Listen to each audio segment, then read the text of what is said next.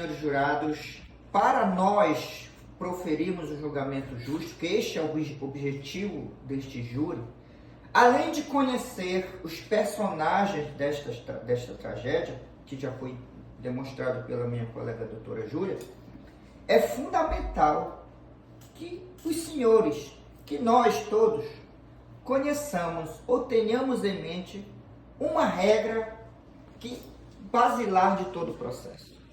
Uma regra que ela regula todo e qualquer processo da justiça criminal brasileira. E que regra é essa? É esta regra aqui que eu vou resumir aos senhores. Ninguém pode ser condenado sem provas de que é culpado. Ninguém. E por que eu digo ninguém?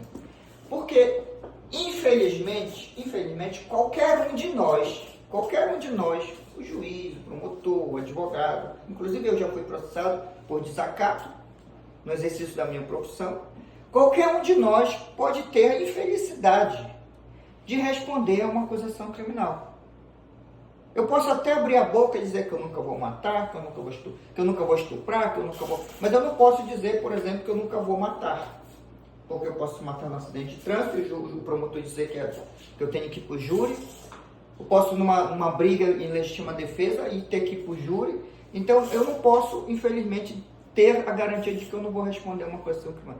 E se eu tiver desdito, ou qualquer um tiver desdita de responder, existe uma regra que nós temos direito. Não é acusada, mas qualquer um de nós tem direito a esta regra aqui. Ninguém, jurado, ninguém pode ser condenado sem prova de que é culpado. Esta regra não está na minha cabeça, ela não saiu da minha cabeça. Ela é tirada do artigo 386 do Código de Processo Penal. O Código de Processo Penal, ele é a nossa lei que regulamenta os julgamentos. Ele regulamenta. Então, nós estamos aqui dentro de um procedimento que está previsto no Código. E o Código diz para o juiz, se ele fosse julgar, que se ele chegasse para proferir uma decisão e não houvesse provas suficientes, ou seja, a condenação exige prova suficiente para que o juiz possa condenar, hoje o jurado precisa analisar se nós temos provas suficientes para a condenação. E que suficiência é essa que a prova tem que demonstrar? A prova tem que ser capaz de gerar no coração e na cabeça do jurado, do julgador, a certeza da responsabilidade penal do acusado.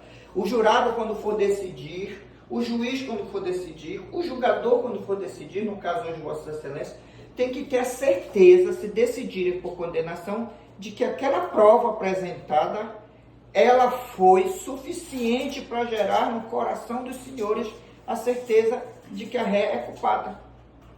Porque condenação exige certeza. Não pode haver condenação fora do juízo de certeza. Não havendo certeza, o acusado, a pessoa acusada, ela tem que ser beneficiada. A decisão tem que ser em favor do acusado.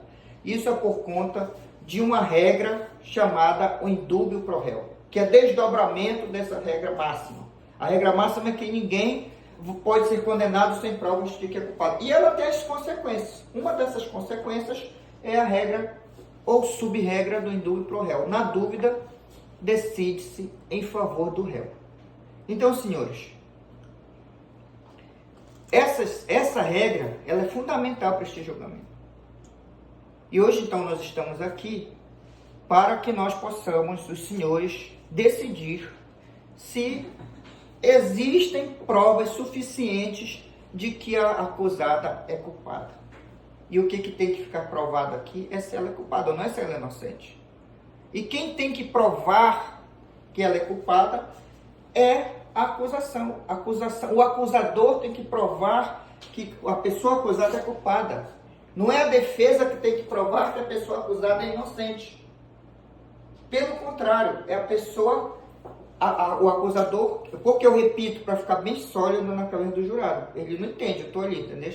Então tem que ficar provado. Essa é a grande questão desse julgamento.